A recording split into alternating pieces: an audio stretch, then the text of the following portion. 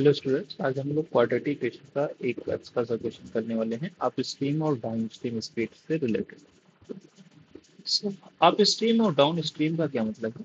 तो कभी भी अगर किसी भी रिवर में अगर वाटर का फ्लो होता है, तो अगर वाटर का फ्लो लेफ्ट से राइट डायरेक्शन में है, तो इस डायरेक्शन में फ्लो को हम बोलते हैं डाउन स्ट्रीम फ्लो। मतलब वाटर के फ्लो के डायरेक्शन के फ्लो को हम क्या बोलते हैं? Down stream flow. Okay, down stream flow. और अगर वाटर के फ्लो के अपोजिट डायरेक्शन में कोई भी हम मूवमेंट करते हैं तो उसको क्या बोलते हैं? Up stream motion. ठीक है, अप स्ट्रीम मोशन। ठीक है, यहाँ पे भी हम फ्लो की जगह पे मोशन वर्ड यूज करेंगे क्योंकि हम कोई ऑब्जेक्ट को मूव करा रहे हैं। मोशन। ओके, सो हम अगर मान लें कि इसमें जो भी ऑब्जेक्ट मूव कर रहा है, बोट हो सकता है। सो अगर स्पीड ऑफ बोट क्या है? स्पीड ऑफ बोट हम मान लें क्या है? x kilometre per hour. और स्पीड ऑफ स्ट्रीम यानी पानी जिस वेलोसिटी या जिस स्पीड के साथ फ्लो हो रहा है, स्पीड ऑफ स्ट्रीम, अगर वो क्या है? y किलोमीटर पर आवर है, तो इस केस में जो डाउन स्ट्रीम स्पीड होता है, डाउन स्ट्रीम स्पीड मतलब जिस डायरेक्शन में वाटर का फ्लो हो रहा है उस डायरेक्शन में स्पीड क्या होगी? उसी डायरेक्शन में बोट फ्लो मूव कर रहा है और उसी डायरेक्शन में वाटर का फ्लो हो रहा है, तो वाटर का फ्लो क्या करेगा? बोट की स्पीड को सपोर्ट करेगा। सो डाउन स्ट्रीम स्पीड क्या होगा? ये दोनों स्पीड का एडिशन हो जाएगा। So x plus y kilometre per hour. But अगर बोट क्या है? इसके अपोजिट, पानी के फ्लो के अपोजिट डायरेक्शन में जाएगी, तो क्या करेगा? पानी का फ्लो बोट के मोशन को अपोज करेगा। अपोज करेगा मतलब उसका विरोध करेगा। सो उस केस में स्पीड क्या हो जाएगी? कम हो जाएगी। So upstream speed, up stream speed क्या हो जाएगा? एक्स माइनस यानी बोट की स्पीड में से वाटर की स्पीड क्या हो जाएगी? माइनस हो जाएगी। So x minus y kilometre per hour. इस कॉन्सेप्ट को हम इस क्वेश्चन में यूज करेंगे। सो यहाँ पे क्या दिया है? Speed of the boat in still water, यानी हमें एक्स की वैल्यू दिया है। So let solve. Speed of the speed या speed of the boat be 8 kilometre per hour. Okay, ये हमें गिवन है यानी एक्स की वैल्यू दी है। हम मान लेंगे let speed of the stream निकालना है। So let the speed of the stream be of the stream be में वाई किलोमीटर पर आवर मान ले रहे हैं। जो भी मैंने कॉन्सेप्ट बताया उसी से रिलेटेड है, तो इसलिए मैंने वाई मान लिया इसको। अब देखो, so therefore speed up stream यहाँ पे क्या हो जाएगी? क्यों मैं अप स्ट्रीम डाउन स्ट्रीम लिख रहा हूँ? क्योंकि इस क्वेश्चन में दिया है the speed of the boat in still water is 8 kilometre per hour. It can यानी boat can go 5 kilometre upstream. 5 kilometre वो अप स्ट्रीम जाती है और 22 किलोमीटर डाउन स्ट्रीम। कितने आवर में? 3 आवर में। ओके, सो हमें डाउन स्ट्रीम भी चलना होगा, अप स्ट्रीम भी चलना होगा, तो हमें डाउन स्ट्रीम स्पीड भी पता होनी चाहिए, अप स्ट्रीम स्पीड भी। So therefore down stream speed कितना हो जाएगा? डाउन स्ट्रीम स्पीड, तो ये कितना हो जाएगा? इस केस में दोनों का एडिशन हो जाता है, तो कितना आएगा? 8 plus y kilometre per hour. And upstream speed कितना होगा? स्पीड इक्वल टू आ जाएगा 8 minus y kilometre per hour. Okay, so 5 kilometre upstream जाता है, तो 5 किलोमीटर अप स्ट्रीम चलने में कितना टाइम लगेगा? देयरफॉर टाइम अप स्ट्रीम यानी बोट को अप स्ट्रीम 5 किलोमीटर की डिस्टेंस चलने में कितना टाइम लगेगा? सो टाइम इक्वल टू क्या होता है? Distance upon speed. सो इस टाइम को मैं टी ना मान के सिर्फ टाइम ही लिख रहा हूँ। Upstream, time upstream. So ये क्या हो जाएगा हमारे पास? ये हो जाएगा distance upon speed 5 kilometre per hour. और अप स्ट्रीम जो स्पीड है वो कितना है? 8 माइनस वाई। सो इतने आवर लगेंगे। टाइम डाउन स्ट्रीम, यानी डाउन स्ट्रीम 22 किलोमीटर चलने में हमें कितना टाइम लगेगा? Time down stream,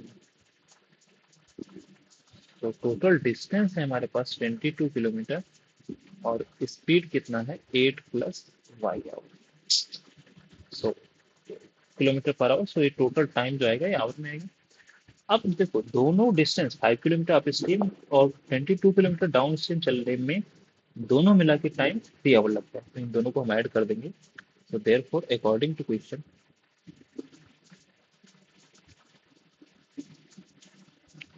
5 upon 8 minus Y और प्लस 22 अपॉन 8 प्लस वाई, ये किसके इक्वल है? 3 आवर। इसको सिंप्लीफाई कर लेंगे तो कितना होगा?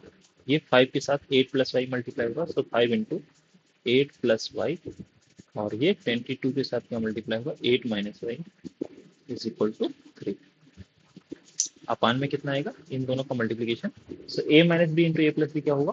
A square minus B square, so 8 square minus Y square 3। Okay, so next step अगर हम इसको सिंप्लीफाई करें तो कितना आ जाएगा? 40 प्लस 5y प्लस 22 8 जा 8 टू जा 16, 8 टू जा 16 1 71 76 और माइनस 22y अपान कितना आएगा? 8 का square 64 minus Y square is equal to 3 को हम 3 अपान 1 लिख सकते हैं। आगे इसको अगर हम और सिंप्लीफाई करें तो ये हमारे पास आ जाएगा। ओके, सो ये आएगा हमारा 5y माइनस 22y 176 प्लस 40 कितना हो जाएगा? ये आ जाएगा 0 6 और 7 4 11 और 1 1 2 216 माइनस 22 में से 5 जाएगा तो हमारे पास कितना आएगा? माइनस 17y और अपान में कितना है? 64 माइनस वाई स्क्वायर और ये किसकी इक्वल है? 3 अपान 1। क्रॉस मल्टीप्लाई कर देंगे तो 3 इसके साथ मल्टीप्लाई होगा, 3 multiplied by 64 minus Y square is equal to 216 और माइनस 17y। इसको मल्टीप्लाई करेंगे कितना आएगा? 4 3 जा 12 और 6 3 जा 18 192 minus 3y square is equal to 216 और माइनस 17y। इस पूरी को हम एलएचएस में लाएंगे तो कितना होगा? माइनस 3y स्क्वायर, 17y को इधर लेके आएंगे तो प्लस 17y हो जाएगा और माइनस 216 इधर लाएंगे तो 192 प्लस में है माइनस 216, तो 216 में से अगर हम 192 सब्सट्रैक्ट करें तो कितना आएगा? 4 और 11 माइनस 9 2, कितना हो जाएगा? Minus 24 equal to 0। So minus से हम पूरे इक्वेशन मल्टीप्लाई कर देंगे तो कितना आएगा? 3y स्क्वायर माइनस 17y और प्लस 24 इक्वल टू 0। अब क्या करेंगे? 24 और 3 का मल्टीप्लाई करेंगे तो 24 3 जा 72 होता है, सो 24 3 जा 72। अब हमें क्या करना है? 72 को ऐसे दो नंबर में ब्रेक करने हैं कि हम ऐड करें तो कितना है? 17 आए और मल्टीप्लाई करें तो कितना आना चाहिए? 72। इसका फैक्टराइजेशन कर लेंगे 72 का, 2 3 जा 6 और 2 6 जा 12, 2 से करेंगे फिर यहाँ पे तो कितना आएगा? 18 आएगा, फिर इसको हम 2 से करेंगे तो कितना आएगा? 9 आएगा और 9 प्लस 8 कितना होता है? 17 और 9 8 जा 72। तो इसको हम क्या लिख सकते हैं? 3y स्क्वायर माइनस 9y और माइनस 8y और प्लस 24 इक्वल टू 0। फर्स्ट दो टर्म में हम क्या कॉमन ले सकते हैं? 3y कॉमन ले सकते हैं, सो यहाँ पे क्या बचेगा मेरे पास? y minus 3। सेकेंड दो टर्म में हम माइनस 8 कॉमन ले सकते हैं तो क्या बचेगा? y minus 3 equal to 0। y minus 3 हम पूरे से कॉमन ले सकते हैं, सो हमारे पास क्या बचेगा? 3y minus 8 equal to 0। अब दो नंबर का प्रोडक्ट 0 है तो दोनों में से कोई भी 0 हो सकता है, सो y माइनस 3 इक्वल टू 0 और 3y माइनस 8 इक्वल टू 0। इसको हम सिंप्लीफाई करेंगे और तो क्या आएगा हमारे पास? ये आ जाएगा y इक्वल टू 3 और 3y equal to 8, so y equal to 8 upon 3। Okay, so ये टोटल टाइम आ गया। सो अब हम y की वैल्यू कौन सी लेंगे हमें ये देखना है। सो अगर हम y की स्पीड लें, so speed of stream y equal to 8/3 या y इक्वल टू 3 क्या होगा। सो इसके लिए हम क्या करेंगे, यहाँ पे वेरीफाई करेंगे। ओके, सो हम एक बार स्पीड क्या लेंगे 8 और एक बार हम 8/3 लेंगे। सो यहाँ से क्या हो जाएगा हमारे पास। ओके, सो ये आ जाएगा if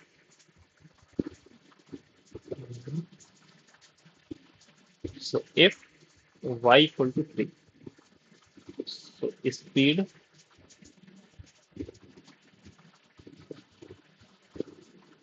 okay, speed up stream कितना हो जाएगा, speed up stream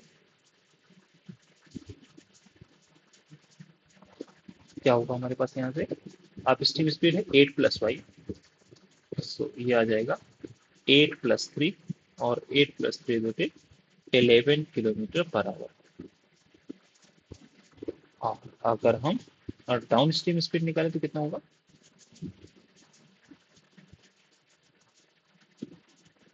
speed so ये आ जाएगा हमारे पास 8 - y यानी 8 - 8/3, दूसरी वैल्यू हमारी यही आई थी।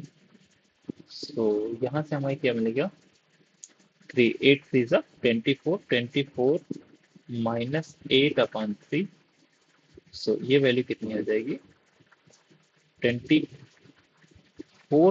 - 8, सो ये आएगा हमारे पास 24 - 8, सो 16 हो जाएगा 16/3। तो अप स्ट्रीम स्पीड तो 8 - y होगा ना, हमने अप स्ट्रीम स्पीड लिखी तो 8 - y होगा, सॉरी यहाँ पे उल्टा हो गया। यहाँ पे मैं डाउन स्ट्रीम कर देता हूँ और यहाँ up stream. Okay, so speed up down stream क्या है 8 + y है, और speed up stream speed 8 - y था तो 16/3, तो ये पॉसिबल है। ओके, सॉरी यहाँ पे हमने y की वैल्यू 3 कंसीडर किया है ना, सो इस केस में क्या हो जाएगा, अप स्ट्रीम स्पीड क्या होगा 8 - 3। Okay, so that is 5 km/h होगा। सो यहाँ पे y की वैल्यू 3 भी पॉसिबल है और y की वैल्यू 8/3 भी पॉसिबल है, तो दो आंसर हो जाएंगे हमारे। Okay, okay, thank you all.